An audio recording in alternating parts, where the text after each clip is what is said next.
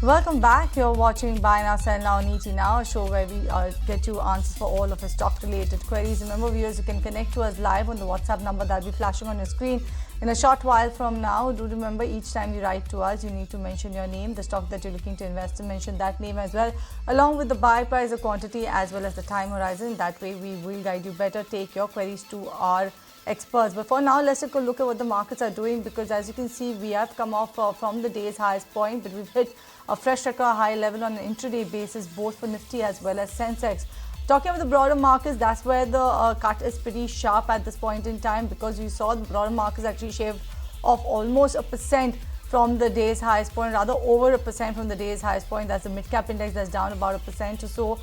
Take a look at small-cap index, because the cut there, I believe, is much more sharper when you compare it to the mid-cap index, and you have the small-cap index that's seeing a downtick of about 1.7% or so at this point in time. So weak moves coming in for the broader markets, but you have the benchmark indices that are holding on to gains as of now. If you talk about the OMCs, that particular pack actually has given up most of its gains. In fact, it actually slipped into the negative territory. There you go, HPCL, BPCL, IOC, all three of them under pressure in trade today, because you have some commentary coming in from a finance ministry official saying that they are in talks with OMCs on price cut possibilities. So post that news, you've seen only one way for these OMCs, and that is downward momentum, Shrishti. All right, so that's the way how the markets are panning out. But with this, viewers, let's move on to the show and let's connect with our experts then, and also start taking all your stock-related queries, since a lot of queries have already started trickling in. And let me welcome Sharmila Joshi, who is joining us on the show right now, and in a short while from now. All right, Osho is also with us. So welcome both of you, and thank you so much for your time.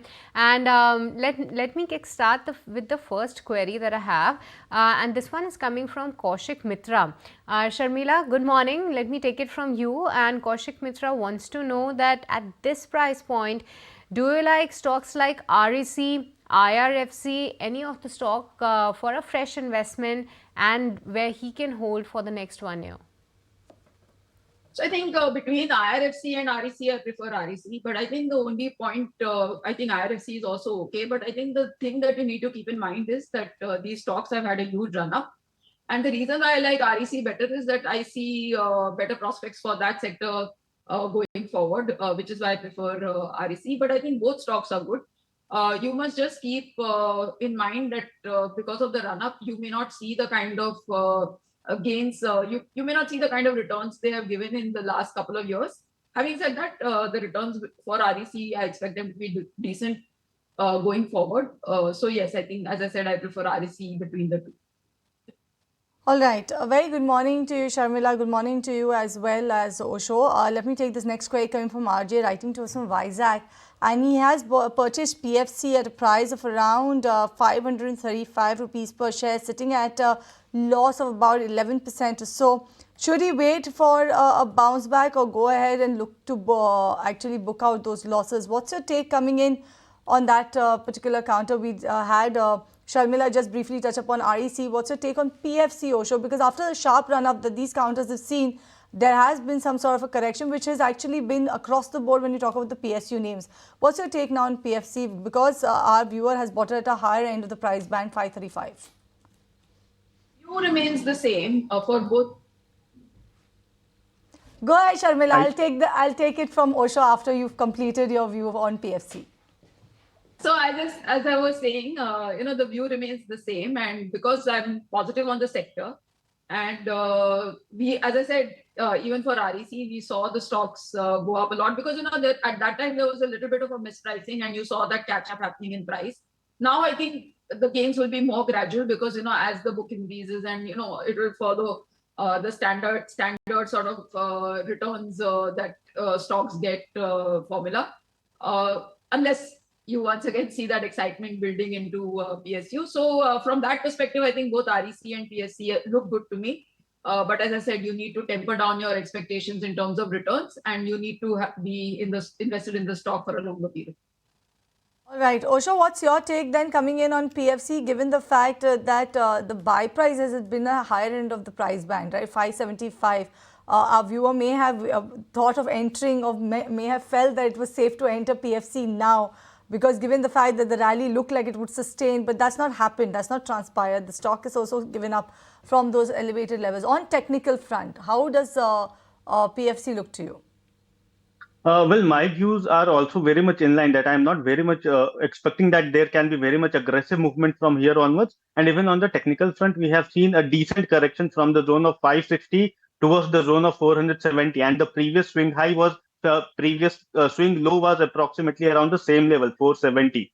So I expect that time it breaches the zone of 470, then there can be some kind of further correction in the counter near about the zone of 430 to 20. But from a longer term time horizon, one should try to accumulate it at a lower zone of 420 because on a broader time frame, this counter is still having the cycle of higher highs, higher lows. Just a short term blip, there can be some kind of further profit booking in the coming period. But from a broader time frame, one should try to accumulate it at a lower level. All right, moving on to the next query then. And Osho, the next query is coming from Venkat Ramani and he wants an advice on Adani Power. Is this a good buy at current market price? See, overall, the power sector is looking very positive to me, but Adani Power has not seen that much of movement in the recent period. It has even been into a time-wise corrective phase, but overall, the counter has not performed really well, and even it has not fallen very drastically. So I expect that there can be a further consolidation looking at the recent developments on the technical front. But on the lower end, again, the support is very nearby, approximately around the zone of 620, while on the higher end, the resistance is around the zone of 700. So we can see some kind of positive traction only above 700. So better to wait for 700 level to cross, and once it crosses the zone of 700, then one should try to accumulate this count. This one is coming for you, Sharmila. It's from Deep. He's writing to us from Dubai. He has 70 shares of Dvs Laboratories at a price of around 5,141 rupees per share. Our viewer has been holding on to this for a while now, from September 2021. What's your take? Continue to stay put with this one or look to exit? The fact that our viewer has been able to hold on to Dvs Laboratories even during the rough patch that this particular counter witnessed. I think that's what you need to bear in mind. There's nothing wrong with the stock, but two things. One is that pharma as a sector has seen a resurgence of late. So we did see this entire sector rally during COVID, and then in the next couple of years they all sort of moved in the range. And now we are seeing a lot of issues and things picking up again. And in this last, I think 18 months, the sector has given very good returns, which also simply means that if you have this sort of sector does move on news flow, and if you see any negative news coming from various authorities or something going wrong somewhere, then you could see a correction on the stock. But having said that, the way the stock is and their performance and what they have in the pipeline, etc., make me reasonably confident on the stock. But the buying level is quite high. So you may need to have a slightly longish period for investment. I don't think that you're going to make money very soon. So you'll have to stay invested at least for 18 months. So if you are patient, then stay invested. All right, that's the day coming in on Dvs Lab. But the next query that I have, Sharmila, is coming in from Rajendra, and he has recently bought Tata Tech at levels of 1,000 rupees. And what to do in this one, Sharmila? What's your advice for the next 3 to 5 years? Good to hold on? Because I think, this is again, one of those new IPOs that sort of ran away with it. But given the fact that I like the sector that they're catering to, and also what I think is that going forward, you are going to see, you have a niche vertical, and if that vertical does well, then, your stock will do well. And I do see that you will see gains in the sectors that they cater to. So overall, I'm quite... I like the valuations. I like the numbers. You may need to stay invested in it for a bit, but I think that from here on, you could make good money if you are invested for the longer term. All right, this one is coming in from a viewer. Actually missed his name, but this one is from a viewer who wants to know about Ashok Leyland, actually Osho. He wants to know whether he should average. He has a lot at around 247.25, currently in loss with Ashok Leyland because he's holding at the higher end of price band. What should his strategy be now? Overall, this counter is into a corrective phase from the zone of nearly 260. and the support lies around the zone of 225. So better to wait for some kind of further correction, then one should try to average their prices. 225 has seen a very strong consolidation, so I expect that this level can be an apt approach to accumulate this counter from short to medium term time frame. So for the time being, hold on to the share, and if there will be a further dip of another 10 points, then one can try to average the counter. Sharmila, the next query is coming from N. Ramesh, and he's confused between two counters, whether to go for Kim's or Varun Beverages, or rather both, for a fresh investment right now, and he's looking to stay invested for the long term. Well, both the stocks are from very sort of different sectors. So Varun Beverages is a stock that I've liked, perhaps not at this price. But so once again, I think if you choose to buy Varun Beverages at this price, then you may need to sort of have a slightly longer period of investment. And the other one is Kim's, which used to be Krishna International, is it? No, that's Kim's. Kim's Hospital? Kim's Hospital, okay. So honestly, I've never looked at this stock. So I think that I would go with Varun Beverages. All right, no stress. Osho, if you can advise and give your view on Kim's. See, overall, there has been a very strong vertical rally from the zone of nearly 400, which was the breakout zone. And from there onwards, we have seen a very strong vertical rally in Kim's near about the zone of 580. So on the technical front, this counter have already been into an overbought trajectory. There can be some kind of cool off, whether in terms of price-wise or time-wise correction. Then one can try to accumulate looking at the further levels. On the downside, 520 is a very strong support. On the higher end, again, 570 to 80 is a resistance for short term. This next query is coming in from a viewer, Swati, and this one is for you. Actually, Sharmila wants to know about Ola Electric, about 100 shares at a price of 122.42 rupees. That is, she's actually purchased this counter yesterday itself, is what she's mentioned. What should she do? Stay put with this for the long term or look to exit? What's your take on this one, Sharmila? Because she's just bought it yesterday. I don't think she should be in that a haste to actually go ahead and exit from this one. Yes, so that's the surprising thing, that if you just bought yesterday, then what is the concern about? Because I think that if you entered a stock like Ola Electric, then you hopefully have some long-term view on electric vehicles and two-wheelers at that. And also you may be aware that two-wheelers have had a little bit of a rocky sort of run as far as stock markets are concerned, and even in terms of reports with batteries catching fire, etc. Having said that, I think again, if you look at the data, then for three-wheelers, we've really seen a huge market share going to electric three-wheelers, and I think two-wheelers data is also picking up.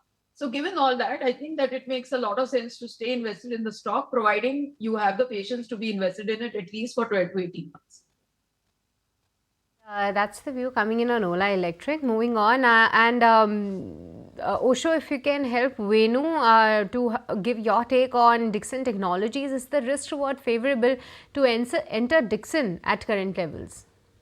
Yeah, at current levels, the counter is at very strong or very higher levels. The risk reward is definitely not favorable. I will be expecting that if there will be any kind of correction towards the zone of 12,800 to 13,000, then that can be seen as a decent zone to accumulate, again in a staggered manner, not in a single go. So because this counter have seen a very drastic upsurge, approximately over 100% in this current calendar year. So I'm not very much aggressive from here onwards, but definitely the overall momentum is very much bullish in this counter. So I expect that there can be a further upside movement, but one should try to accumulate it in a staggered manner. 13,000 to 12,800 is the first zone, followed by near about 12,000 zone is where one should try to accumulate in full-fledged. All right, on that note, we slip into a break on this edition of Buy Now Sell Now. When we come back, we'll continue taking all of the stock-related queries. Viewers, don't go anywhere.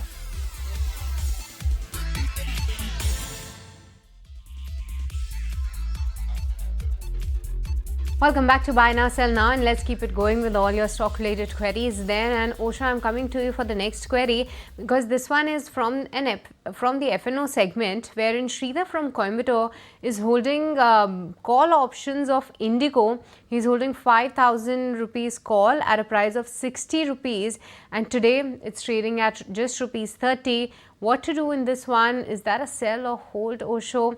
Because not much time left for the expiry. Do you believe that this call option could actually double and get back to its cost price? Overall, Indigo 5000 is quite out of the money for the time being, but there has been certain correction in the overall broader market. So I expect that there can be a decent movement on the lower end for Indigo, also looking at the sell-off in the broader market. So I expect that if someone is already having a position on the options front, better to exit, because it won't be suffice to have a view where one can expect a very strong upsurge when the broader market is into a correction. So better to exit from the existing position and wait for the momentum to return in the market, and then one can again look for the opportunity. Right, this one is coming in from Ravi Kumar, writing to us from Chennai. Dr. Reddys, 40 shares at a price of 6,868 rupees per share. He wants to know whether he should average and cut his losses because he has a time frame of about 8 to 12 months. What's your take on this one, Osho? Once again, Dr. Reddys? See, overall, this counter has seen a very strong breakout around the zone of 6,400, 6,380 odd levels on the weekly time frame chart. So I expect that there can be further correction in this counter towards the zone of 6,400, where one can try to accumulate. Because on technical front, we have seen a very strong and decent correction from the higher zone towards the oversold terrain. So I expect that there can be a further 150 to 200 kind of correction can be seen first in the short term period. But overall, I expect the momentum should return back in this counter looking at the broader time frame. So better to wait for the counter to have a further correction and then can start accumulating. All right, that's the advice on Dr. Reddys. But Sharmila, the next query that I have is coming in on Affle India. And Sudhir from Kochi is a long-term investor and sitting at 65% profit in Affle India. He's been holding since 2021. But Sharmila, after such a move, good to hold on? Or would you advise to book some profits and make investment somewhere else? I think you can continue to hold, but clearly, I mean, I don't really see it going much beyond the higher levels that it was at, I think around 1,700, 1,800. But it's a good stock, and I like sort of the business that it's in and the possibilities going ahead. So I think for now, it just, to my mind, it makes sense to just stay put. And anyway, his buying prices is much lower. So if he's not in a hurry, I think you should just continue to hold what you have. All right. This one is coming in from Naresh. He's writing to us from Mumbai. He has Exide Industries, about 300 shares at a price of 499 rupees per share, Sharmila. He wants to know whether he should hold, average or look to exit. What's your take on Exide Industries? 499 is the buy price. The stock has actually given up some of his gains over the last 1 month, but let's not forget the stock also ran up based on news flow. So I think he and I share the same pain because I too hold the stock. But I think that's the thing that, for a while the stock didn't do anything. And when it did, it went all the way to whatever 600 plus levels and then it corrected. And the reason it went up was the fact that there was talk that they are, so there is a roadmap for electric vehicles going ahead, and they are collaborating with people to make batteries for EV as a space. And we have only really 2 listed battery makers. One is Amara Raja and one is Exide, which is the standard batteries. But Exide is now getting increasingly into Exide, and the way the EV policy works, I believe, will benefit them going ahead. So the stock ran up too fast. I didn't do anything. I continue to hold. So obviously, I think I will recommend that to just be patient and continue to hold. All right, that's the advice coming in on Exide. But Sharmila, I'm once again coming back to you because Siddharth from Bangalore wants a fundamental view on 2 stocks. One of them is RITES. He's already holding the stock from a price of 688 rupees, very close to the current market price.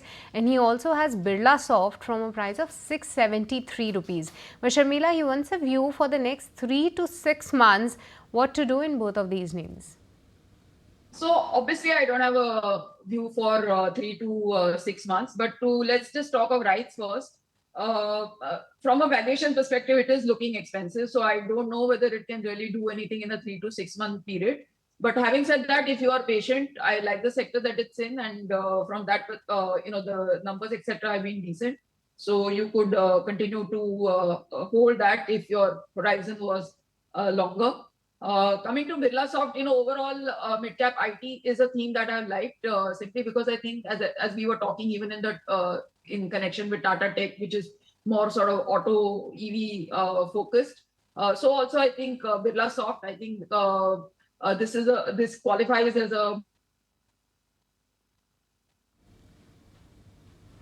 All right, that's the take coming in on both of these names, but we believe that we have just snapped that line with Sharmila. But Osho, Sharmila was just talking about Berasoft, and quickly if you can help Sudhir with your 3 to 6 months view on Berasoft.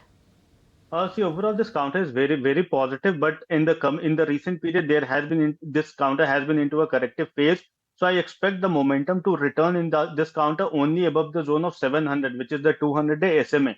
And technically, 200-day SMA plays a very critical role for deciding the uptrend in the counter. So as it is hovering below 700, I expect one should try to accumulate only above 700.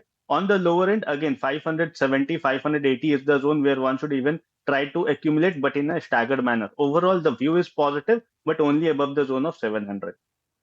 All right, that's the take on Berasoft, but we do have Sharmila back, so we will take more stock-related queries with her. But the next query that I have, Sharmila, is coming from Venkata Pawan from Bangalore, and he wants an advice on LIC Housing Finance. His buy price is 825 rupees, Sharmila, and he's already at a loss of 20%. Would you advise to average at this price point, given the fall, and recently as well the stock has corrected? And also, Sharmila, he wants an advice on Kansai Narrolag. His average buy price is 422 rupees. Here, too, is having more than 20% loss. What's your view on this one? Would you advise to average any of these names? LIC Housing Finance, I think you can go ahead and average, but I would suggest that you do the average also in a staggered manner, and you will need to be patient. But overall, housing finance, I'm very positive on real estate as a sector, and therefore it follows suit that that I would be positive on housing finance companies, and within that, I think LIC Housing is sort of a niche. The market that they cater to is niche, and that's a market I see doing well. So yes, I think you can average LIC Housing Finance. Coming to Kansai Narrolag, an excellent company. But I think that one of the reasons why we have seen correction in the stock is that overall there are new entrants in the paint space, so the competition there has heated up, and we've seen every stock in that space take take a correction on the valuation front. PE used to Asian Paints used to get very fancy PE valuations that has come down in a zone. So you just need to give that some more time and see how the breakup and shake-up happens with respect to the competition. But overall, Kansai Narrolag again is a very solid paint company, so I would recommend to hold in that. But in terms of averaging, perhaps wait a bit. LIC Housing Finance, you could start averaging, but once again, do a sort of an SIP averaging down.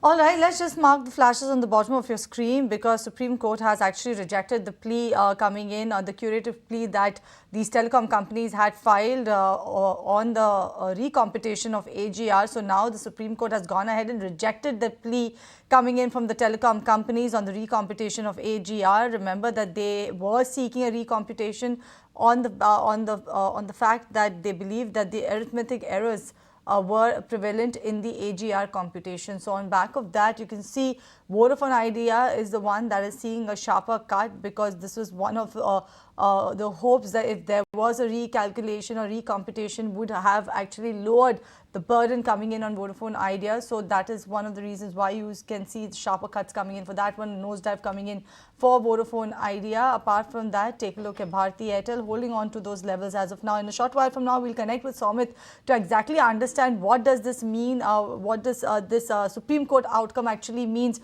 for the telecom companies, especially for Vodafone Idea. What does it mean? Because 9% downtick. There you go, a nosedive coming in for Vodafone Idea, given the fact that the Supreme Court has rejected the plea of the telecom companies. This is for recomputation of the AGR.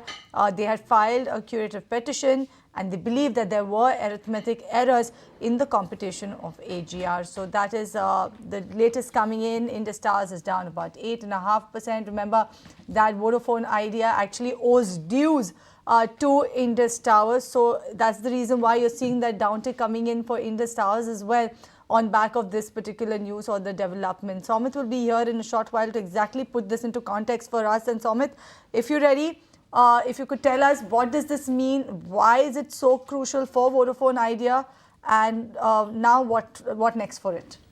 Well, the thing is, see, the AGR petition was one of the most important hearing for Vodafone Idea, given the fact that from FY26, they have to make an annual installment payment of close to 17,500 crore rupees. Now, so if this curative petition would have been heard, and if the Supreme Court would have allowed the revised numbers or revised AGR numbers that Vodafone Idea and Bharti Airtel had sent for, then the dues would have been lesser by around 9,000 odd crore rupees. So that's a big amount that would have been reduced from Vodafone Idea's annual installment payment. Now, if you look at the DOT estimate, that stands at around 58,254 crore rupees for Vodafone Idea, and their self-assessed estimate for AGR stood at close to 21,500 crore rupees. So a clear difference of nearly 37,000 crore rupees is what you can see, and this is just because of arithmetic error as per Vodafone Idea. But Supreme Court has said that they cannot allow recomputation of this amount, and hence their annual dues are now from FY26 starting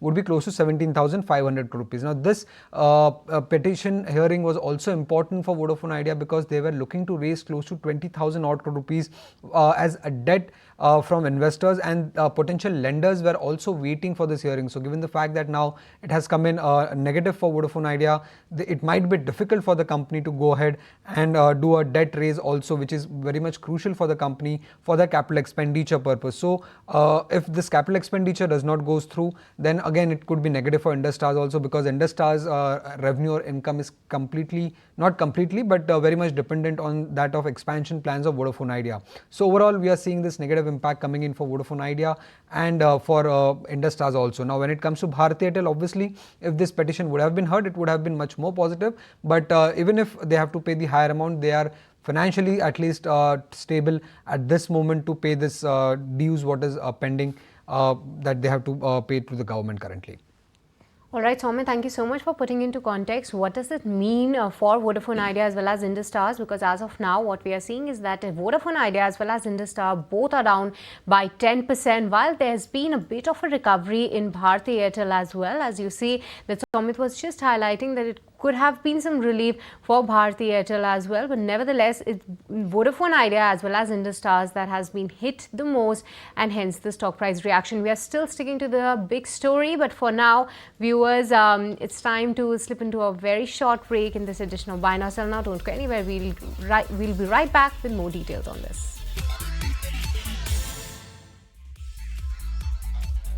Welcome back. You're watching Buy Now Sell Now on ET Now, taking a detour from taking your queries onto the breaking news that you have flashing on the bottom of your screen, that now the Supreme Court has gone ahead and actually rejected the telecom company's plea on recomputing the AGR dues. Remember that this is basically the August 30th order on telecom dues that is now uploaded later. But let me take it across to Sumit, who's standing by to tell us what exactly is the Supreme Court saying, and this we're seeing the reaction of this particular order coming in on the telecom companies. But Sumit, the order, what does the Supreme Court say in the order?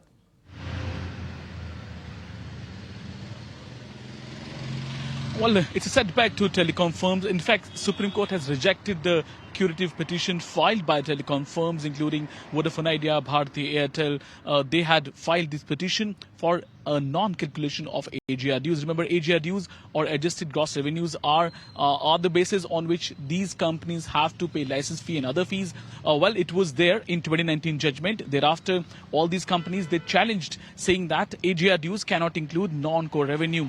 But on the other hand, earlier the government was of the view that AGR, adjusted gross revenue, should have a non-core revenue. And today, now, it has been quite, because the petition has been rejected, now all the AGR dues will include the non-core revenues as well, and that is something that forms the basis of all calculation of license fee, spectrum fee and others. So it's a setback because they have to pay now more for these telecom companies. Earlier they were allowed to pay in a staggered manner, but they had gone to court saying that this can't happen because AGR dues can't include non-core revenues. Now today, the order as has been uploaded, a Supreme Court order rejected that curative petitions filed by these companies, which will be now settled with certain money because they have to pay now with as far as this AGR dues is concerned. So much for that, Sumit. Let me take it across to actually Sharmila to understand now what does it mean for Vodafone Idea, for Indus Stars, because we're seeing sharper cuts coming for both of these counters. Sharmila, I know I may have not given you time enough time to basically read the order or try to understand, but on the surface, what does this mean for Vodafone Idea in particular and also Indus Stars? Obviously, worse news for Vodafone. And I was just thinking, honestly, when y'all were just discussing this judgment, that, in any case, this sector requires such huge amount of capital, because not only do you have all these charges that and license fees, etc., which is quite a heavy burden to bear for any company, because obviously this is a sector that is expected to do well, the way we are all consuming data. So I think that it is to be expected that the taxes on this would be high, and then you need to have money set aside to actually upgrade your network. So you are constantly, we have moved from 3G to 4G to 5G, and that is something that technical upgradation and speed, etc., are something that companies will have to constantly work on, and it is a service sector.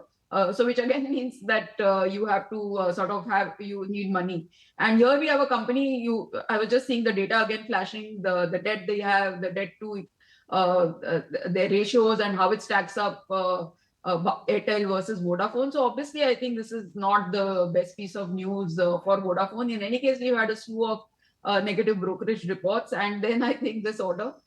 So you need to really watch it, and I've never really been positive on the stock, but obviously I think this is not great news for them at all.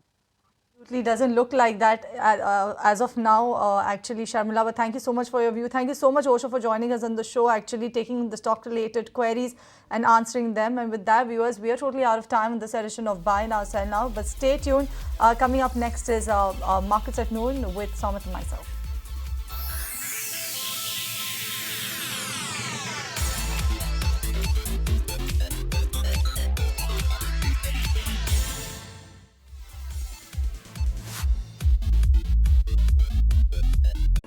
If you like this video, then like, share and subscribe to ET Now.